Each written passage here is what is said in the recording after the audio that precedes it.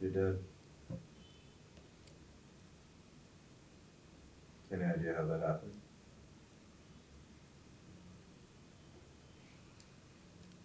Yeah, it was, we were in Japan and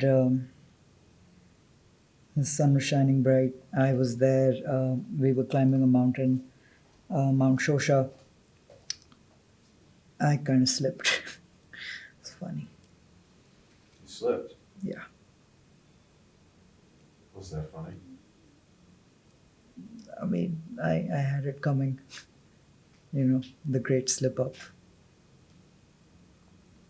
What do you mean? What do I mean? I mean, it was, we were going for my 52nd birthday, my girlfriend and I. And I had thought about, you know, calling it quits. Every rock star that's worth their salt kills themselves. Obviously, I wanted to be in the league. You know what I mean? So I thought that the third time would be the charm, and at my 52nd, I would do it. But turns out I didn't have to.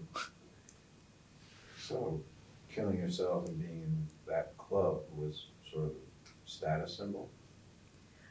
I would, yeah. I mean, I think it's because when I was growing up, I was there was no guidance on what idols to pick and who not to pick. So I just took like fish to water with all these rock stars. It's all I've ever wanted to be, and I'm so glad that I could become one. Uh, Moby, Jim Morrison, Kurt Cobain, Chester Bennington, Colson Baker. These are the people that raised me. So, you chose to become a rock star. I mean, I don't think you could choose to become a rock star. You can work towards it, and then hopefully there's a little bit of luck. I won't. I don't think you can ever choose to become a rock star. That's a funny thought. Mm. Where were your parents while Chester and Kurt and Jim were raising you? Uh, my father left. I don't remember how old I was, but I was very young. Probably not even a teenager at the time. He I although I don't think it's vitriolic or anything. He just decided that he wanted other things in life, and that's fair. People can want other things with their life. So he bounced, uh, and that left my mom and I. She had to raise me, so she had to work two jobs, just sort of put food on the table. And there's only so much one can expect out of a person. Like I can't expect her to love me, and love me in the sense that like give me hugs and kisses, and also work to earn our bread and pay our rent. So she wasn't around much, but it's not like I hold that against them. Any brothers or sisters? Just you? Yes, sir. So when did you find music? I found music when I was one of those uncool kids in school. It was they used to talk a lot about me, and I would pretend to have earphones on. Nothing was playing. I was just was pretending to listen to music, and I could hear everything that they would say about me. I didn't belong, and I always felt like I didn't belong, amongst them. Over time, there was music in the earphones. I was listening to a lot of Sum 41. That was my jam. Green Day was cool. There was a lot of who else was I listening to? Red Jumpsuit Apparatus. That's kind of when I knew that the only way to free myself from the prison of my mind was to pick up an instrument, because the discipline, the focus that it requires to play an instrument, you cannot be thinking and playing. You are playing or thinking, and if you're thinking, you're playing badly. Um, so I feel like it rescued me maybe when I was 15, 16. What instrument did you pick up first? I picked up a synthesizer. Like I said, it was true to my image. I was one of the uncool kids. You know, I wasn't going to pick up the guitar or the drums. I was going to pick up a synthesizer and make bleeps and bloops. So that's what I did. It was a Behringer Neutron. It was this red semi-modular. You could patch cables through it, and like it had two oscillators, one filter, and a patch bay. It was a lot of fun. It was like I said, I didn't really have a lot of people to hang out with when I was younger, so I would basically just be in my room, you know, noodling with those cables. It was a lot of fun. Mm. Yeah. And then you got out of school, it was music, music, music. When I got out of school, it was rough. I mean, I didn't think it would go any other way, but my mom said that she couldn't raise me anymore, and that I had to get up on my own 2 feet. So at the age of 18, I left.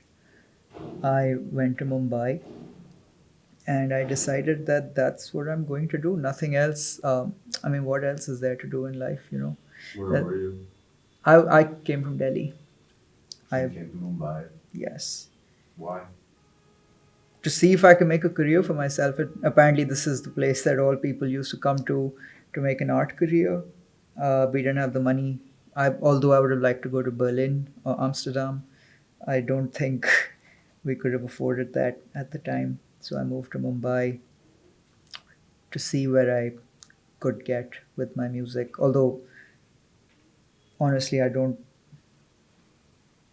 I didn't have the confidence. It was just hormones, you know, like the things you can do when you're a teenager. Like what thing? Like set your girlfriend's hair on fire because she cheated on you.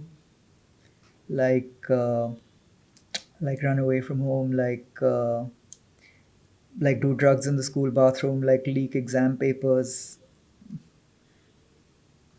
Yeah, fun things. So you were rebelling even before you got to Mumbai. Yeah, I mean, you know what? I will put it this way. In short, yes, I was, and I'm cognizant of that now. But I met this person on my around my 28th birthday, and he was the one who started me on my path to rehabilitation and to rescuing myself. And he was the first person to ever make me feel like I was in a good place, because he said that, and he compared the likeness of my being to that of the Buddha, and I had never seen that coming. So he told me, he said that your salvation will be greater if your errors are great too. And I knew a thing or two about great errors, so I felt like, you know, I could finally walk the path of great salvation. So yes, I was a rebel and I was proud. I fucked shit up, as did the Buddha. What kind of things did you do? What kind of things did I do? Well, to name a few things that I wasn't proud of, I didn't go to my father's funeral.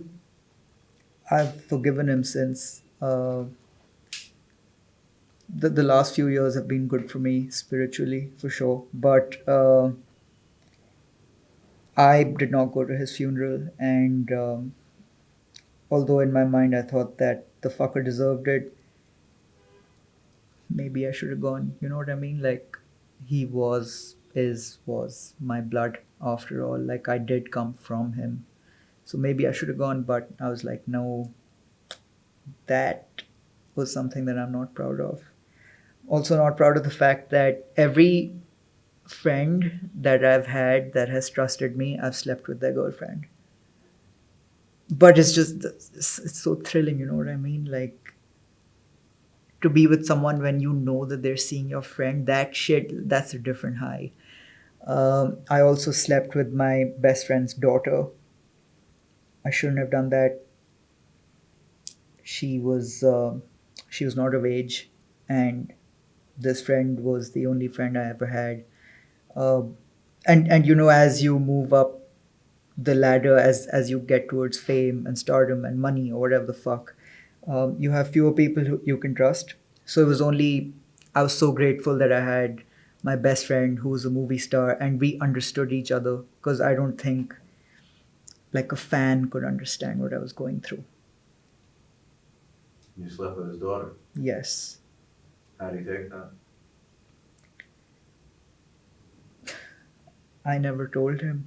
I'm not sure if the daughter did, but we basically just, you know, went our different ways, and he cut all contact with me. But I knew that I wasn't going to tell him, and I haven't told him since. I felt like that would be a bad blow, uh, although the damage was already done. So maybe the daughter did. You don't want anyone to get close to you, do you? That is not true. I do not know how to get. Like I said, I haven't been trained in the discipline of interpersonal intimacy, and I don't know how to go about it. I just feel like, I'm sure you know of Midas, right? He's probably sat here once upon a time. Everything he touched turned to gold. Everything I touch turns to venom. And I feel like the only way I can contribute to this world is to preserve myself and not intoxicate or not poison the others around me. Like, I wish to God that there is no one else like me. Maybe musically, yes, but otherwise, no. Why do you think that you're poisoning people? Because I get bored very easily. I feel like I'm extremely thankful that I've seen so much of life. But the downside of that is that there's very few things that interest you after a while, and I'm an upper class man, in a man's world. So there's really not a lot that I have to suffer for, and I have to make my own suffering to make my life interesting. It's, I would say, it's the way I'm conditioned. So for me to not fuck shit up makes things boring. So I want to fuck shit up. Sometimes I would just fuck shit up, because I was bored. The other times I thought that, this would lead to my grand salvation. Do you feel saved? No, I would say I was on the way. When I was up on the mountain, it was to find a spiritual moment. Japan's always been very close to my heart, and I thought that, while my lover was asleep in her bed, I could quickly just go out, look at the sunrise, meditate a little, because that's what I do, uh, and be thankful that I am on my journey to being saved, that I am saving myself, and that's the best I can do for myself. But you slipped. Yes, the irony. Is it ironic? Is it not? I mean, it. I most of my favorite rock stars killed themselves at the age of either 27 or 51, and I was 51, and I was finally coming around the bend where I was like, hey man, like, killing yourself is not cool, and voila. So yeah, ironic, I would say. Voila. Sorry, what? Voila. Voila. I can't. Sorry, maybe my tinnitus. Can you say that again? It just simply said voila. That's all. Yes, I heard you the first time. I wasn't sure. You're done.